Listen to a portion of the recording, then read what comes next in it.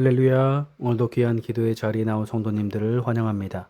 2026년 4월 24일 금요일 새벽 기도회를 시작하겠습니다. 오늘 우리에게 주신 하나님의 말씀은 창세기 30장 1절부터 24절까지 말씀입니다.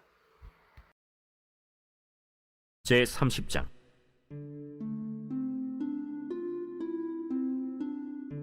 라헬이 자기가 야곱에게서 아들을 낳지 못함을 보고 그의 언니를 시기하여 야곱에게 이르되, 내게 자식을 낳게 하라. 그렇지 아니하면 내가 죽겠노라. 야곱이 라헬에게 성을 내어 그대를 임신하지 못하게 하시는 이는 하나님이시니 내가 하나님을 대신하겠느냐? 내 여종 비라에게로 들어가라. 그가 아들을 낳아 내 무릎에 두리니 그러면 나도 그로 말미암아 자식을 얻겠노라. 하고 그의 시녀 빌하를 남편에게 아내로 주매 야곱이 그에게로 들어갔더니 빌하가 임신하여 야곱에게 아들을 낳은지라. 라헬이 이르되, 하나님이 내 억울함을 푸시려고 내 호소를 들으사 내게 아들을 주셨다. 하고 이로 말미암아 그의 이름을 단이라 하였으며, 라헬의 시녀 빌하가 다시 임신하여 둘째 아들을 야곱에게 낳음에 라헬이 이르되, 내가 언니와 크게 경쟁하여 이겼다. 하고 그의 이름을 납달리라 하였더라. 레아가 자기의 출산이 멈춤을 보고 그의 시녀 실바를 데려다가 야곱에게 주어 아내로 삼게 하였더니 레아의 시녀 실바가 야곱에게서 아들을 낳음에 레아가 이르되, 복되도다. 하고 그의 이름을 가시라 하였으며, 레아의 시녀 실바가 둘째 아들을 야곱에게 낳음에 기쁘도다. 모든 딸들이 나를 기쁜 자라 하리로다. 하고 그의 이름을 아셀이라 하였더라. 밀 거둘 때 르우벤이 나가서 들에서 합 한 채를 얻어 그의 어머니 레아에게 드렸더니 라헬이 레아에게 이르되, 언니의 아들의 합한 채를 청구하노라. 내가 내 남편을 빼앗은 것이 작은 일이냐? 그런데 내가 내 아들의 합한 채도 빼앗고자 하느냐? 그러면 언니의 아들의 합한 채 대신에 오늘 밤에 내 남편이 언니와 동침하리라. 저물 때 야곱이 들에서 돌아오매 레아가 나와서 그를 영접하며 이르되, 내게로 들어오라. 내가 내 아들의 합한 채로 당신을 산노라. 그 밤에 야곱이 그와 동침하였더라. 하나님이 레아의 소원을 들으셨으므로 그가 임신하여 다섯째 아들을 야곱에게 낳은지라. 내가 내 시녀를 내 남편에게 주었으므로 하나님이 내게 그 값을 주셨다. 하고 그의 이름을 이사가리라 하였으며, 레아가 다시 임신하여 여섯째 아들을 야곱에게 낳은지라. 하나님이 내게 후한 선물을 주시도다. 내가 남편에게 여섯 아들을 낳았으니 이제는 그가 나와 함께 살리라. 하고 그의 이름을 스불론이라 하였으며, 그 후에 그가 딸을 낳고 그의 이름을 디나라 하였더라. 하나님이 라헬을 생각하신지라 하나님이 그의 소원을 들으시고 그의 태를 여셨으므로 그가 임신하여 아들을 낳고 이르되, 하나님이 내 부끄러움을 씻으셨다. 하고 그 이름을 요셉이라 하니, 여호와는 다시 다른 아들을 내게 더하시기를 원하노라.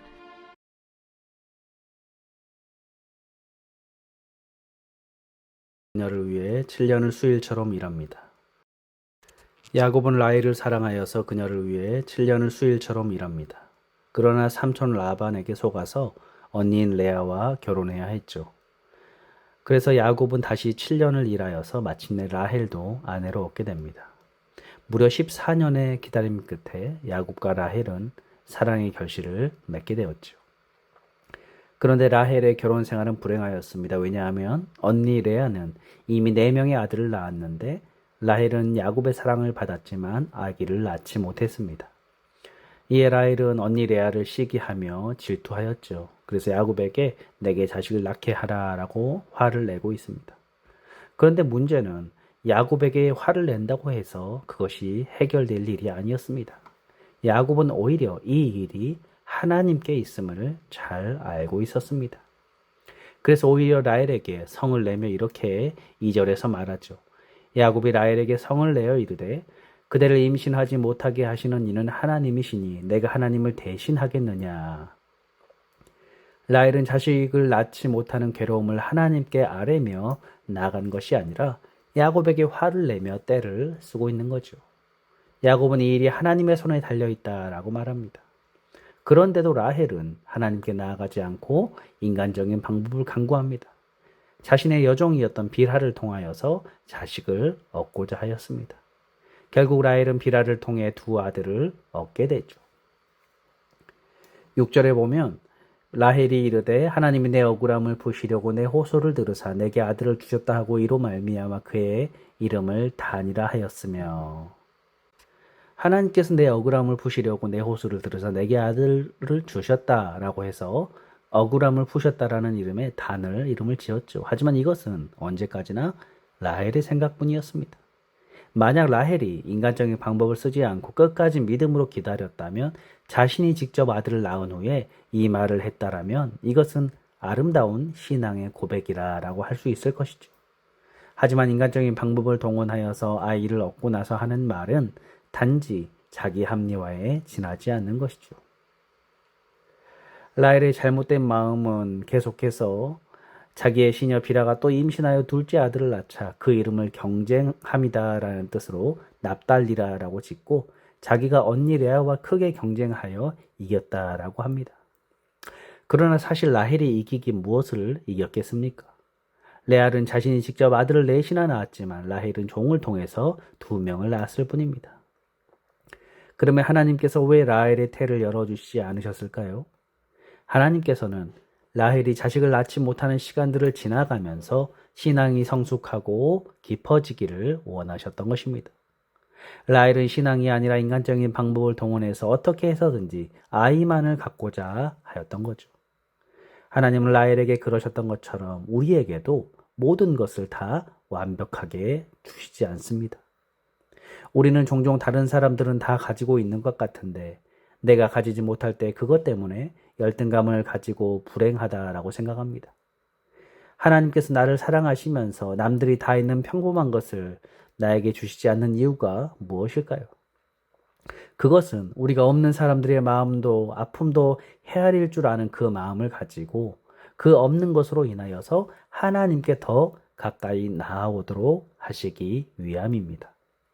그러므로 우리는 우리의 부족함과 연약함을 통하여서 하나님 앞에 나아가는 믿음의 사람이 되어야 하는 것입니다. 라헬에게는 2명의 아들이 생기고 레아는 자신의 출산이 멈추자 불안한 마음이 생겼습니다. 그래서 레아도 인간적인 방법을 동원하여서 자기의 여종인 빌하를 통해 2명의 아들을 얻게 되죠. 그리고 그 이름을 복됨이라는 뜻의 갓과 기쁨이라는 뜻의 아셀이라고 지었습니다. 그러던 중 레아와 라헬 사이에 부끄럽고 수치스러운 일이 터지고 말았지요. 14절에 밀 거둘 때 르우벤이 나가서 들에서 합 한 채를 얻어 그의 어머니 레아에게 드렸더니 라헬이 레아에게 이르되 언니의 아들의 합 한 채를 전구하노라. 당시의 합 한 채는 임신 촉진제로 사용되었습니다. 라헬은 자기가 합 한 채를 먹으면 임신할 수도 있다라는 생각에 레아에게 달라고 하였지요. 라헬과 레아는 수치스럽고 부끄러운 줄도 모르고 오직 자식을 낳아서 야곱을 자신에게 붙들어 두려고만 하였던 것입니다. 그런데 하나님께서 레아에게 또 아들을 낳게 해 주시죠. 레아가 5번째 아들을 낳게 되는데 레아는 자신의 출산이 멈춘 후로도 하나님께 계속해서 자식을 더 낳게 해달라고 기도하였습니다. 하나님께서는 레아의 그 기도를 들으셨고 연속해서 2 아들과 딸 하나를 낳게 되었습니다. 여러분 이상하지 않습니까? 분명 합 한 채는 라헬이 먹었지만 레아가 먹은 것이 아니었죠. 하지만 라헬이 먹었던 합 한 채는 아무런 효과가 없었습니다. 하나님이 레아의 소원을 들으셨으므로라는 말씀을 통하여서 생명의 창조자와 주관자가 되시는 분은 오직 하나님이시다라는 사실을 분명하게 보여주고 있습니다. 레아는 6명의 아들과 딸 하나를 낳았습니다. 또 여종을 통해서 2명의 아들을 낳아 양자를 삼지요. 그렇지만 라헬은 단 1명의 아이도 낳지 못했습니다. 여종을 통해서 2 아들을 얻어 양자 삼았을 뿐이죠. 합 한 채까지 먹어보았지만 소용이 없었습니다. 라헬은 이제 드디어 깨닫게 되죠. 이제 더 이상 여종을 통하여서 합 한 채와 같은 것들을 통하여서 아이를 낳을 수 없고 오직 하나님께서 자신의 태를 열어주셔야만 한다는 것을 비로소 깨닫게 되죠. 라헬은 너무나 오랜 시간을 돌고 돌아서 하나님께 돌아옵니다. 그러면 라헬은 왜 그렇게 오랜 시간을 허비하였을까요? 그것은 라헬이 자기 자신을 너무나 믿었기 때문입니다. 분명 라헬은 인간적인 조건이 좋았습니다. 자기 언니 레아에 비해서 용모도 고왔고 남편 야곱의 사랑도 많이 받았습니다. 그러나 오히려 그것이 라헬로 하여금 하나님만 의지하지 못하도록 발목을 잡은 것입니다. 라헬은 자기 자신을 믿다가 오랜 고통의 시간을 보낸 후에 비로소 하나님만을 바라보며 나아갔던 것입니다.